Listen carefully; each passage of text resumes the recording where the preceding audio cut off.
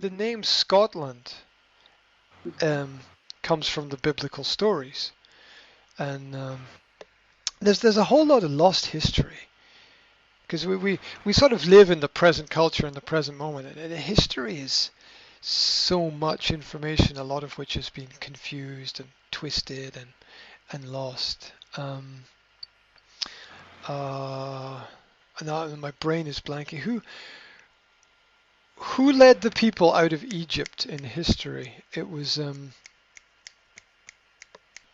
Moses. So Moses led the people out of Egypt, and he was followed by the Egyptian armies, and the leader of the Egyptian armies, his wife was Scotia. Oh. His wife was Scotia, and that is where Scotland got its name from. And it's a very long and complicated story that goes back thousands of years. But the leader of the Pharaoh's armies was actually, this is crazy, was actually Irish. It was an Irish prince, because all of the princes and princesses of Europe were sent to Egypt for their education, even thousands of years ago. Even thousands of years ago. Yeah. In fact, I was in a local museum here on Friday, and I was reading about the history of education in this area in the north of Scotland. The first academy for education in this area was built over 500 years ago. Here. Over 500 years ago. Here in the north of Scotland. Mm-hmm. And it probably wasn't the first. It's just the first that we have information about from history, because a lot was lost over 500 years. So the structures and the education goes back a long, long, long way. There were schools long before there were schools. There was history long before there was history. And anyway, so all the kings and queens and the powerful people in Europe, they sent their children to Egypt for their enlightenment, for their education, because that was the most powerful place in the world at that time. And the Irish prince married the daughter, or one of the daughters, of one of the pharaohs, and her name was Scotia. And the Irish prince became a leader, a general in the Egyptian army. And the wedding present that the Irish king gave to the Egyptian pharaohs was the land of Scotland. That was the wedding present. Mm-hmm. And that's how Scotland got its name. Eventually, both the prince and the princess returned to Ireland and then lived in Scotland. Mm-hmm. And Scotland was land of Scotia, or land of the Egyptian princess. And you will not learn about this in the history books.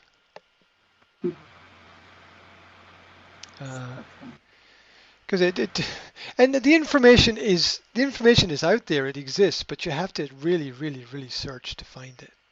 It took me a week of research to find out to put all the little pieces of the puzzle together. That was using the internet, so the information is out there, but the history books don't tell you a lot of the important information. They tell you who won the war, but they don't tell you who paid the soldiers. Mm-hmm. I always think that that's important. History tells you who went where. But history doesn't tell you that the largest landowner in Europe is the Catholic Church, right? Mm-hmm. Yes, of course. It's interesting. It's interesting. Religion has a lot of power throughout society and has Mm, had throughout history. It also has the positivity of community, and community is very important for success. I think one of the keys I think to success is being part of a church, because the networks and connections that people make through church are very powerful. And usually it's good people who are hardworking and honest. So um, mm, usually it works well. Um, but back to the original point, which was do children understand why they go to church? I don't think they make a connection until much later in life. You mean the church when they are Yeah, adult? yeah, I don't think they understand it until much later. They don't understand the uh, the teachings there, and a lot of that is because in many ways, not always, but in many ways, it's very boring for them. Of course. And the one thing that church should not be is boring, because religious history is actually quite fascinating.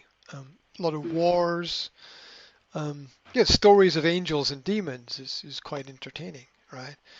mm, Um, Stories of armies and individuals fighting against armies, and mm, it's the stories that we see in films when kids go to the cinema to watch films.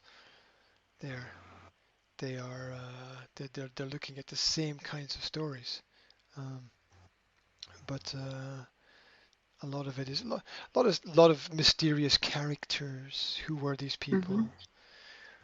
What did they do? Why were they there? You know, there's Yes, there were sorry. there are two characters in the Bible that were at the birth of Jesus Christ, and they're never mentioned ever. There's a man and a woman who are mentioned as being at the birth of Jesus, who are not mentioned anywhere else in the entire Bible. And they were obviously there because they were important people, but they're not mentioned anywhere else. And it's one of those mysteries. Who were they? Who were these people? And they're never mentioned in. But if you actually read the biblical text about the birth of Christ, there's a man and a woman. They're there that are not mentioned at any other time. It's really interesting, and they knew about the events that were happening. Um, so it's all quite fascinating. I need to go back and study it more and read it more. I just spend too much time doing stupid things. So stupid, irrelevant things. Um, but I definitely need to go back and Mm, study the information more. Um, it's good that we have the opportunities to do that. A true person of God is a very humble person. They don't need much. They don't need a lot of food. They don't need a lot of wine. They don't need a big house. They don't need a lot of clothes. They mm-hmm. they don't Mm-hmm. need a lot. The idea that somebody in a powerful political position would want to gather or accumulate a lot of money or a lot of wealth is is quite frightening. I mean, the churches are given certain advantages by the governments. The creation of churches as charities is Mm-hmm. one problematic area, because the churches can collect money and they don't pay tax on the money.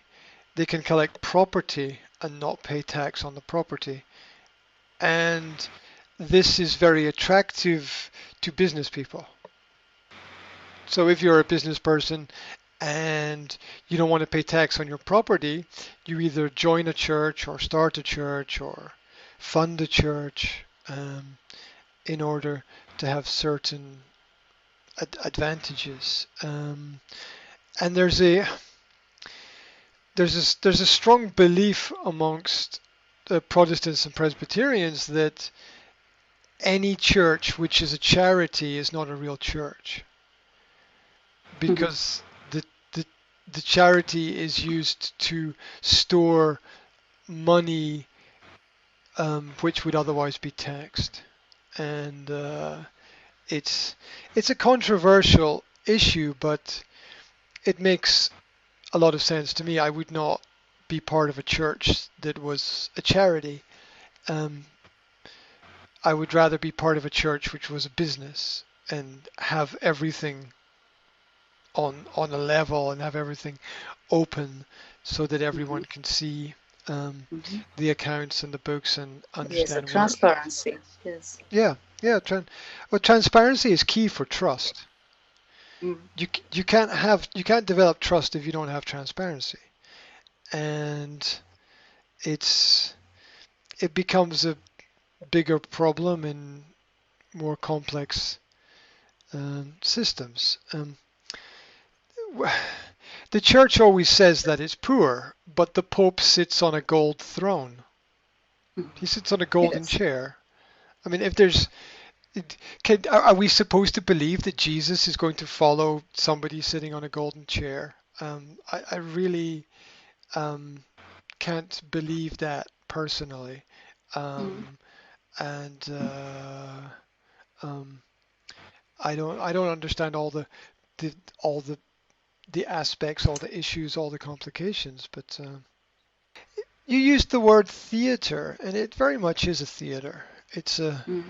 It's drama. The word theater comes from the Greek theos, meaning house of God. So Mhm. yeah, so when you make the connections, right? Yeah, because if you go back to ancient Greece, they really didn't have churches, but they had theaters. And every Sunday, the people would go to the theater to get their download of cultural information about how to behave and what was happening and get their entertainment. And this concept was developed by the Christian churches that followed Christ as a way of keeping and entertaining um, people within culture. I mean, the greatest form of education is entertainment. Mm. It, well, it has the greatest potential. It can be a complete waste of time as well. But but if you want to educate people, you must first entertain them. That's all that television is. All television is uh, a mass of entertainment with the aim of educating people on certain principles and perspectives. Um, Usually that government is good and government is right. These are usually the two principles. That almost every program on television is in some way related to the fact that government does good. Almost every program. It's about the police. It's a government Mm. organization, or it's about the hospitals. It's a government organization. It's about the news reporting on what the government does. Um, it's about some social institution, which is a government organization. It's about a school, which is a government organization. It's about creating heroes out of the people who work for the government. Um, Mm. and that's it's not always like that because there's a broader spectrum of people who need to be entertained. But the the essence of it is that kind of idea. And so the the church has tried to take this element of entertainment and incorporate it into religion, but of course they failed miserably because children are not entertained in churches. Mm. Mostly. Now Yes. Slovakia is a pretty unique example because I met a lot of young Christians in Slovakia who um, very much enjoyed being part of the church and part of the Mhm. religion, and one example of that is the Scout movement in Slovakia, which is a lot of young Christians, part of organizations, and Mhm. um, they organize a lot of events together, and they're um, um, they're active and motivated Mhm. and helpful and thoughtful, and it's a very nice organization that networks Mhm. across the country, I think. So it's it's and that's what happens, I think, when you give young people a little bit of freedom to do what it is that they want to do and to express themselves. Um, the the church is basically bringing children into the adult world, which is really boring because the adults are pretty boring a lot of the time. They do the same thing again and again, and there's not much difference. Mhm. Children get very bored with their parents very quickly if their parents don't introduce new elements uh, into the world. Um, so it's it's always a struggle to keep children entertained within the church, but it shouldn't be. And there are small elements of light in the darkness that help out. There are a number of Christian orientated programs and cartoons, and there's a great one about two children who time travel and they go to different biblical stories and have adventures with the different biblical characters, and and it really introduces children to the characters from the Bible without giving them all the religion and all the Mhm. philosophy and all the other elements to it. I'm trying to remember what it's called. Um, one second. I will find it. I always forget the name of it, which is a bit stupid because it should be easy to remember the name of. Mm. Oh, you can search for it by A episode. great That's adventure through the It's called Bible, maybe. the Greatest Adventure Yeah. Stories from the Bible is what it's called. And you can, if you put in the Greatest Adventure Stories from the Bible into YouTube, you get the cartoons. I use it around. It's really good around the uh, the traditions or festivals that are Christian. So obviously Christmas and Easter. Yeah, I use it around those parts of time to introduce my children to the different characters that I think are important. And I I think that if you don't have a good focus, which would be a religious background, I think that you don't have a lot of a moral standing in life, and you need something to hold on to. Even if you decide later on in life that you don't want it, you still need a series of rules to follow. And I think you also need something beyond the parents. You need something beyond mom and dad, because mom and dad don't get everything right, and they do the best they can, which sometimes is very good and sometimes is not good at all. Um, but the kids need to know that there's more, that Mhm. there are better examples than what mother and father can provide to them, and that I think one of the goals in life is to encourage our children to be better than ourselves, so that they can Mm. be much more independent. And it makes sense to me, and I think that the Christian philosophy is part of that, and not to ensure that the children are dependent on their parents, but to ensure that they're far more independent in their own skills and what it is that they can do. Um, at least that's my hope for my kids in the future. We will see. Also, a lot of a lot of Christian children are homeschooled. The largest homeschool communities of parents who teach their own children at home are Christian, Mhm. and that is basically what has kept the tradition of homeschooling alive. If Christians did not support homeschooling, there would not be homeschooling. And a Mhm. lot of the families that I network with through homeschooling are religious families and part of religious groups, and it's it's interesting how the the Christian community has kept alive this principle or this tradition or this idea that it's okay for parents to teach their own children, or at least try to teach their own children, or at least to guide or help their own children with their education. Um, Mm. Yes.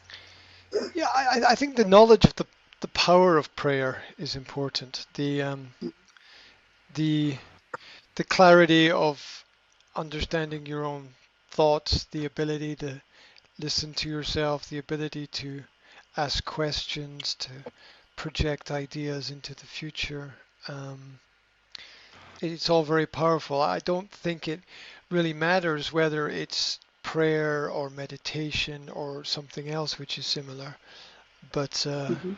I think it's very important that people have that focus because I you can't ever see what is inside somebody else's head.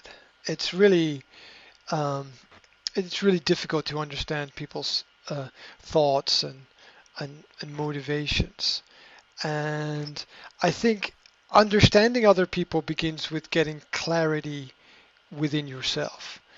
Mm. And I also don't think you can't help other people with things that you cannot manage within yourself, or at least you Mm. cannot understand within yourself. So if you haven't had a certain experience, it's very hard to understand other people's experience of that thing. Um, it is possible within a philosophical context to do that, but it's a little bit abstract. If you've had real experience, it's usually a little bit better. And if people can get clarity in their own mind, I think it helps with understanding better what's happening around about. And a lot of life is just noise and confusion, and um, it's like a it's like having the radio on constantly. It's just there's voices and people's ideas, Mm. and there's noise from inside, there's noise from outside, and as you said earlier, sometimes even the birds can get on your nerves because you're trying to sleep at 3, 4 o'clock in the morning, and the birds are making a lot of noise. Mm. Um, and we all need a little bit of head space so that Mm. we can focus on our own ideas and Mm. get clarity there. And I think that's what church brings to people, the that element of focus, and the element of prayer is a very important part of that. And there's so many other things there as well. There's dre- there's the dressing nice to go to church is actually quite a good thing to do. You know, to get dressed and to make yourself look nice. And you don't have to do that, but um, for some people, it's an important part of their week. Not for everybody. Like I don't like I'll go to church wearing this, and people will look at me Yes. like I'm a tramp on the street, and I don't care because What they are um, thinking, yes. Okay. I don't care because I know that real people will judge me for who I am, not what I wear. Mm. But I also respect the fact that you wear the right thing at the right time at the right place. There's a yeah. So the the the the, the, the concept of prayer. I mean, prayer and meditation is important and has always been Mhm. important. It's that element of human connection or harmony or understanding things. There's um, there's a lot in language that we miss. So pray is the P ray. The ray is a ray of light. Ray is one element or one beam of light. That is Okay. ray. And Ra, as in the element of ray, Ra is the ancient Egyptian sun god. Yeah. Yes. S- Ra So, looks like Ra. So where and where the modern church has evolved from more ancient traditions, and so has our language. We have a very enlightened language. Light is a central part of it. Awaken. Yeah, and so even within the word pray is Re and a reference to light, and Re is the root of or the root of Re is Ra, which is the ancient Egyptian god that was prayed to in ancient Egypt. So we're still forming very um, similar. We are in church following very similar systems, and churches themselves are designed to be um, that they're almost living spiritual elements through the way in which they are geometrically designed. Um, in fact, they're actually geometrically designed to reference the coming together of male and female entities, but that's a whole element of esoterica, which relates to the dome shape is actually the woman being pregnant, and the tall spire with the bell at the top is the reference to a part of the male body. Don't need to tell you which part, right? So there's all these elements there. The door as you come into the church is very much designed as something which spiritually people understand as entering the body of a new world. And when we go into a church, and when we go into any building, our mind, when we go through any um, when we go through any door, how we think changes. And this is crazy, but it works like this. When we go through any door, this is how shopping centers work, right? Shopping centers work by getting you to buy things by changing your mindset. The moment you walk in, your mind is disorientated and you are confused enough to go and buy things, especially things you don't need. And churches churches are very much the same, and doors are the same. Now, the French word for door is porte. Yeah. And a port is where things change, as in portal. It's a place of transformation. So every door is a port, and all things change. Now, this is important for businesses as well, and even at home. This is important everywhere. Because whenever you go into a room, you should feel a certain way. Whenever you walk into a business, you should be hit instantly with this is a group of professional people that I want to work with. You should get this air of this is great. I want to share my time and energy with these people. I want to learn something from them as well. And so the doorway is important because you talked about the church, right? And the very first part of any building that you walk into is called, gotta get it right, is called the entrance. It's a simple word, right? Entrance. The very first part. So you enter, right? But the entrance is two words. Entrance is two words. It is enter plus trance. A trance is a meditative state of mind. Trance. And the entrance should always control how you how you think or how you feel beyond that moment of entering into the space. All doors are ports. They're designed to change things. When you walk into somebody's home, usually it's nice if you see some fresh flowers somewhere, because the idea of something that's new, or the clean carpet, the pictures on the wall, whatever, all important. You walk into a business, you want to see the certificates, you want to have this friendly, smiling face, meeting you. You want positive imagery around about you, and when you walk into churches are very much spiritually and acoustically designed with sacred geometry, which is an understanding that there are certain shapes in nature. Go and look at the works of Leonardo da Vinci and Michelangelo and the great artists to understand the position and relation of objects, so that when you walk into a church, you should have an emotional experience, basically.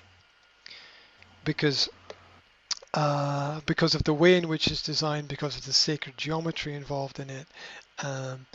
If you walk into a church and you don't feel something, it's not a well-designed church. Right. Now you don't need to feel something. You don't need to feel something when you walk into a church, but it's designed to create that ambience and to create that effect and to create that sense of awe, and that you're walking into something which is that makes you believe there's something beyond yourself. And there's a lot of times when people walk into churches, they have an emotional experience because they're very much naturally affected by the way in which it's designed and organized. The acoustics in the church have to be perfectly orientated, and it's very difficult to get right. But it's quite usual for a lot of people to have some kind of emotional feeling in that kind of space and in that kind of building, and sometimes it's organic and natural, and sometimes it's induced or created by the space. Either way, it affects people, and people often feel closer to God in a church. They're not really closer to God, but they feel it because of this ambience and this kind of experience that's there.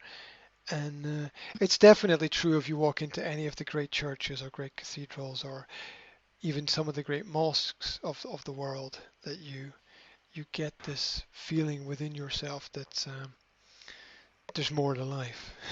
Right. And it's a nice thing.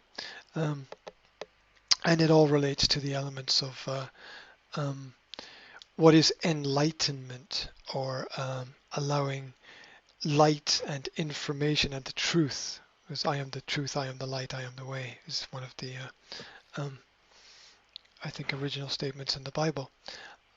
That when we look at the Renaissance and artistic periods, we call it the Enlightenment, where we let light in. The part of the eye which expands and contracts, we call that the pupil. The pupil. The pupil is also another name for student in school. Yes. Why? Because it's the pupil that allows the light in, which is the information, which then changes the brain. So pupils are called pupils not just because that's not just a word. It's because they should be enlightened. They should allow the information into their brains. And there's a lot of the language of light which surrounds the elements, especially in religion. Jesus being the sun being the sun in the sky, and being the light of God. The archbishop, the arch or the arc, being the curvature of the sun or the transition of planets across the sky. So there's a lot of uh, imagery related to those elements. Anyway, I wanted. It's nice to talk about religion. I like it. I like the topic because I still think it's an individual experience for people. Mm. I think it's very individual. You ask anybody what is God, and everybody has a really different perception of what it Mhm. is, which shows us just how individual everybody is in the world. And our experiences shape that as well. Um, and I think as you get older and you learn that there's more things that we don't understand in the world, that there's more of a place for religion because Mhm. it helps people by giving them something to hold on to when they're less confident and less certain about things within themselves. Um, and also, it just happens to be that most of the great people that I've met in my life have been people driven by religion. Mhm. Um, for they have some basis in truth and honesty, and they have some grounding in reality.